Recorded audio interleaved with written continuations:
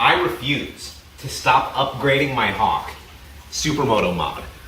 Supermoto mod. It's happening. It's happening. We're doing it. Supermoto mod. So, the long-awaited Supermoto mod is here. I have two 2014 Ninja 300 tires right here. I have the new chain that's going to go on it. I have the new sprocket set. And I have a front axle and a back axle to a Ninja 300 as well as Ninja 300 tensioners. This is not going to be an easy mod. This is going to be a difficult mod because they don't just fit onto the Hawk. What does that mean? Well, that means we have to make it fit. I've seen other people do Supermoto mods before, but in my opinion, I don't think they did it correctly.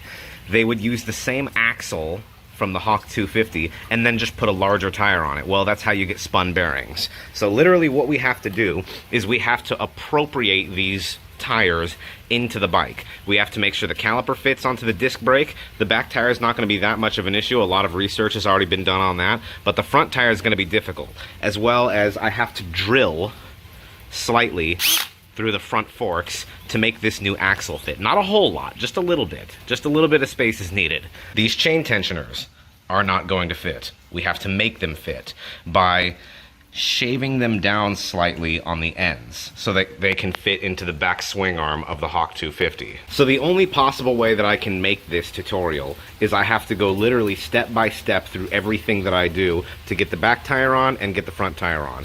Get the disc brakes to line up with the calipers and get the sprockets to line up with each other. And then I have to modify these tensioners back here. However, we're gonna make it work, I promise. Step one, take your tires off. To get this Ninja 300 front axle to fit into the Hawk 250's forks, you have to drill through them with a 9/16 drill bit.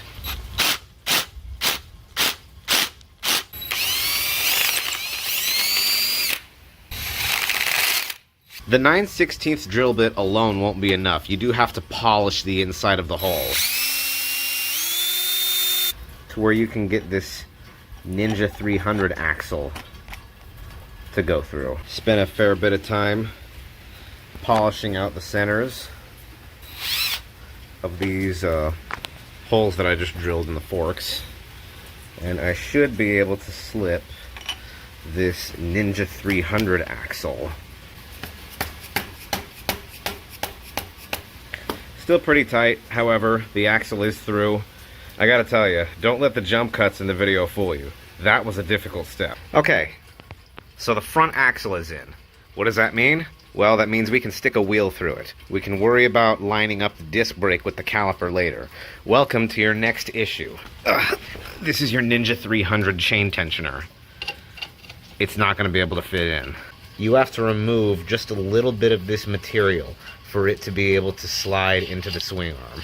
And then after that, you have the task of dremeling out a little bit of material from here so that your Ninja 300 back axle will fit. It's not going to take much. It'll definitely be able to fit in. Your chain tensioner though, that's going to be the real issue. We can get them to fit, we just have to shave a little bit of material off. A belt sander would work best for this, but I don't have a belt sander.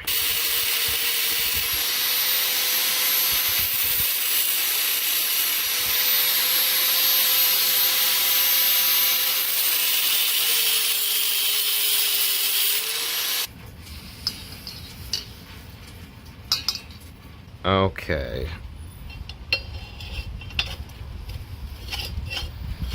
That was a lot easier than I thought it would be. About this much material is what needs to be removed before it can actually fit into the back swing arm. Awesome. So both of our tensioners have been cut down and adjusted. Now we have to address these holes right here. They have to be widened very slightly for the rear axle to go in.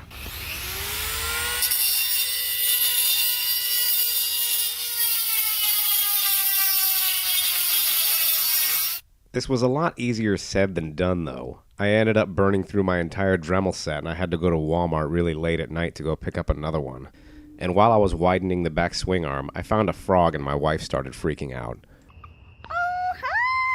After finally widening the holes in the swing arm enough so that I can fit the axle through both tensioners, I was able to get it to move freely throughout the assembly for the purpose of adjusting the chain in the near future. However, I had another issue I had to solve.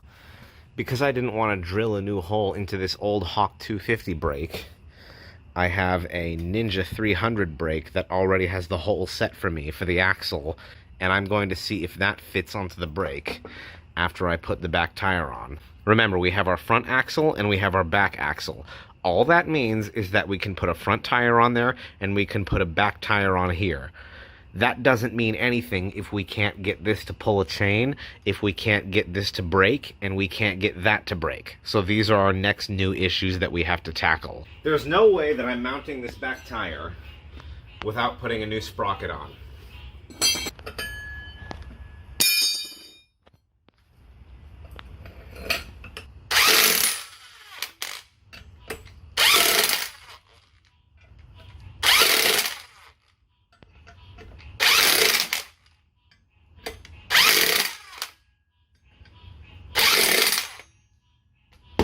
Done.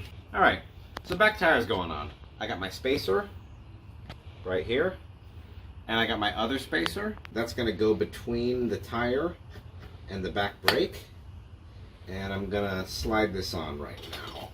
Mounting the back tire was difficult work, and I knew that when I mounted it, I wasn't going to be able to work all the kinks out the first try. When I slid the back axle through the whole assembly, I noticed that everything was way too tight, and that there was far too much pressure being put on the bearings when I spun the tire. Not only that, I noticed when I spun the tire, the studs that held on the rear sprocket were scraping against the Hawk 250 chain guard. Well, chain guard mount that's welded to the back swing arm.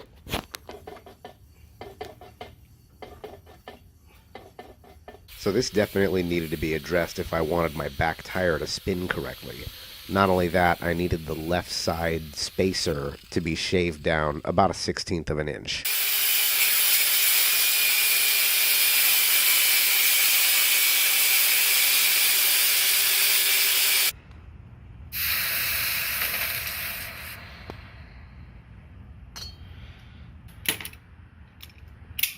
This solution of shortening the spacer and removing the rear chain guard mount worked out with just excellent results. I now had a free spinning back tire. This certainly isn't discounting the small victories either, like the fact that the rear disc brake just fit perfectly into the caliper without any modification at all. I now had the task of mounting the rear brake line and bleeding it to get the back brake to work, which isn't hard at all.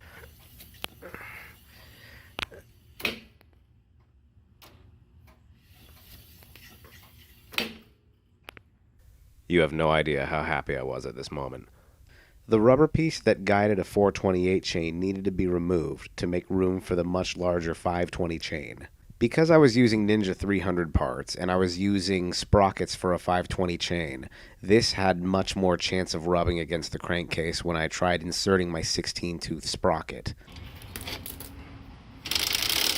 Rather than letting this be a risk, though, I just went on Amazon and purchased a 13-tooth sprocket for a 520 chain. It may affect my top speed a bit, but I just wanted to make sure at this point that the modification worked after I'd gotten all my work done, and that it worked safe. So after the modification's done, that's when we're going to try the 16-tooth sprocket, and see if it has any rubbing against the crankcase. Right now I just didn't want to take any risks, though, so we're going to have to use the 13-tooth sprocket, because we know it works.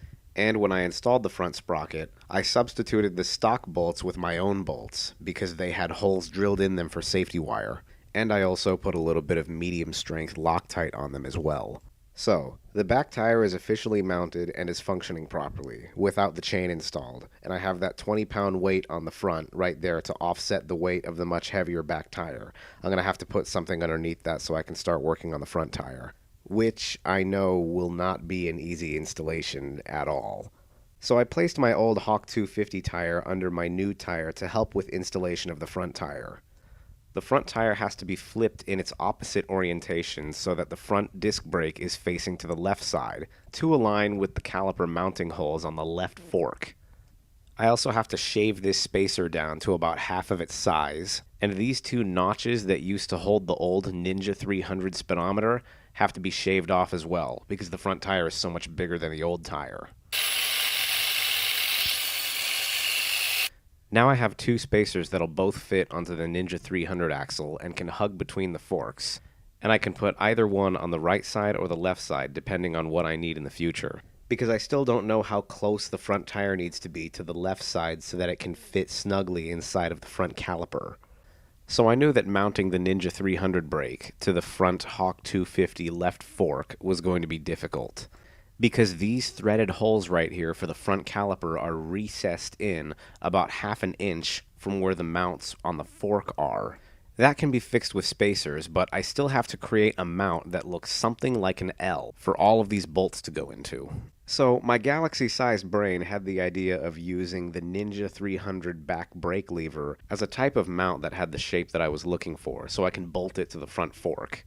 But when I slid it onto the front disc brake to see how it would line up with the mounts, I knew immediately that this was not going to work. It was hugging against the left side of the front disc brake way too much. There would only be one hole to fasten it to, and a secondary mount for the second hole would make no sense because they would move independently of each other. Meaning, if I were to compress my front brake, under the pressure of the stopping power, all this thing would do is slide around, not stop anything probably, and just be all around generally unsafe. It was already a Hail Mary attempt in the first place, so I definitely wasn't too hard on myself. So me and my extremely small peanut-sized brain were already back to the drawing board, as far as this front caliper mount goes. I knew I was going to have to take a trip to Lowe's to get my bearings back. There was no part or material that I had on hand that would serve as a replacement for this mount, or even really mimic it. This is something that I'd have to fashion on my own. So I went and I grabbed a little bit of nice thick carbon steel sheet metal so I can start fabricating this. So I cut out this mount that looks just exactly like what I needed, and drilled some holes in it so that they can go into the side of the fork. It almost worked when I mounted it, but when I tried to put the front tire on, it was sitting too close inward to the front disc brake, and the front disc wouldn't spin inside of the caliper. So I had to make yet another secondary mount. The secondary mount is merely a mount between the fork and the first mount that just gives you another inch of space. This should allow for the disc to glide freely inside of the caliper. After giving them a paint job with some high-temperature spray paint from AutoZone, the final product was just marvelous. A simple, elegant adapter that held the caliper in place and allowed the disc to spin freely through it. I called this the Double Union Mounting Bracket Abrasion Stopping System. Now all that's left for this task is to just bleed the front brake. I also made sure to lock wire all of these studs and bolts to make sure none of this assembly had any chance of coming out. And because the brake caliper isn't sitting in its correct orientation when the engineers designed this Ninja 300 brake caliper, I have to have it sitting on a dummy disc brake when I bleed it, so that the bleeder screw is at the top and all of the bubbles come out. It sits on the caliper so it won't close on me when I'm bleeding the brake, and I keep it in the upright orientation so all of the brake fluid is able to push all of the bubbles out. I could have accomplished this by sitting the caliper on a different part of my original disc brake, but I had another disc lying around. Now that I have all of that done, it's time to cut my chain to its correct length. So I don't have a chain breaker, but it's also super easy to break a chain. All I did was shave down the studs that press the link down, and then I took a flathead and pried it in between the link to pop it out, just like that. Now my chain is cut to its correct size.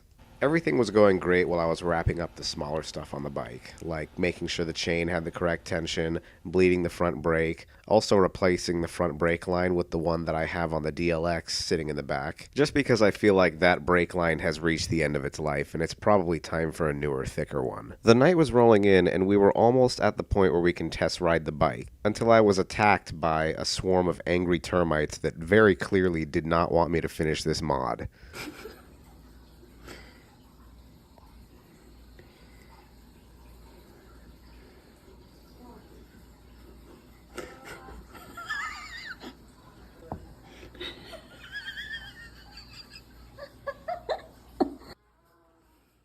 I waged war with the termites for maybe about half an hour before I decided that it's probably better just to put the plastic panels on and do the test ride in the morning.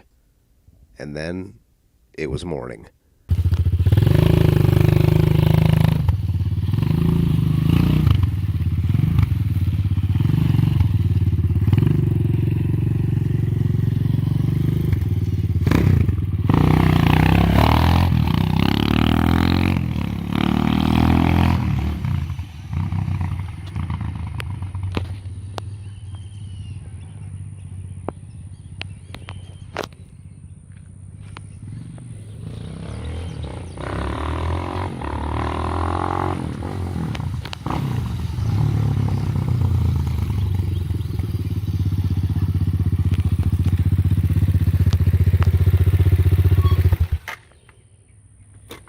How does it ride? It's bizarrely smooth. Like, I cannot get over how smooth it is. I realize it's because of the different tires, but it doesn't really feel like a hawk. It's strangely smooth. Everything works though. Everything's good. Back brake is very compliant. Front brake is very compliant. I just can't get over how smooth the ride is. It's just strange to me. You sure ain't gonna be showing crooked? You gonna be showing the other side? Yeah. All right. You might want to view it first, huh? You should, That works. All right. I'll be back. I gotta get this clip before the sun goes down. You got about 5 minutes. Yeah.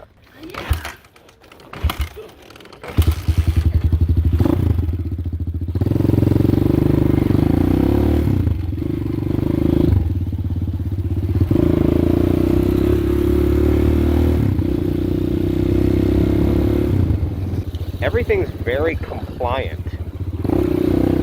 No real issues with riding it. It's also a little bit lower to the ground too, which I'm not used to. Flat footing the bike is definitely a lot easier. That's probably the number one thing I have to say about this mod is it is very, very smooth. And I know I keep saying that again and again, but I can't get over how much different these tires feel. It also has a certain level of stability to it. This would be a good time right now to, let me get into neutral real quick, to test out my GPS speedometer that I installed that I never got to test.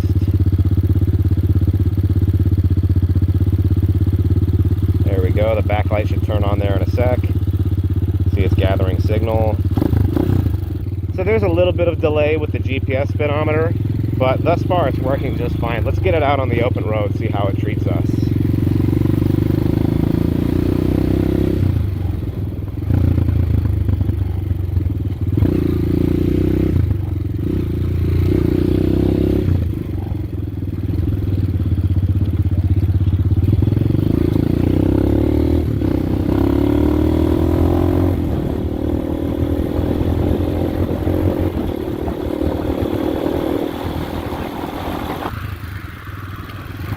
Works good, seems really accurate. I still can't get over how this bike feels.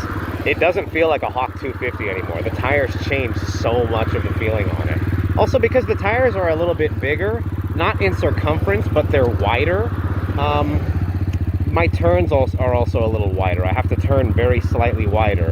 Whereas with the dirt bike tires, I can kind of more turn on a dime.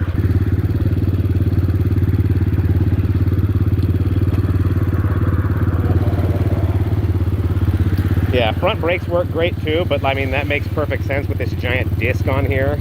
Lots more stopping power than my other tires. Getting that thing to line up was extremely difficult. Oh, don't want that plastic bag to touch my exhaust.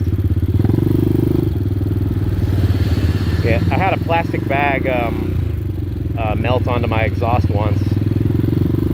I had to use a wood scraper to get it off. I swear, oh my goodness, I've never been so happy with the feedback from a modification than I ever have with these tires that I've done. Or really with this Supermoto transition, if you will.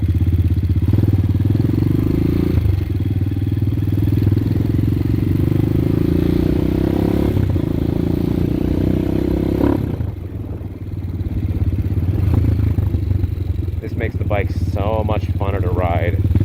There's a very slight delay on it, but it's not as bad as you might think. I think the backlight's for it.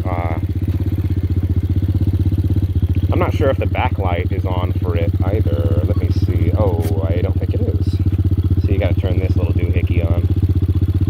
There we go. Yeah, see, it's not much brighter, but it's bright enough to where, like, you know, you can probably see it on camera right there.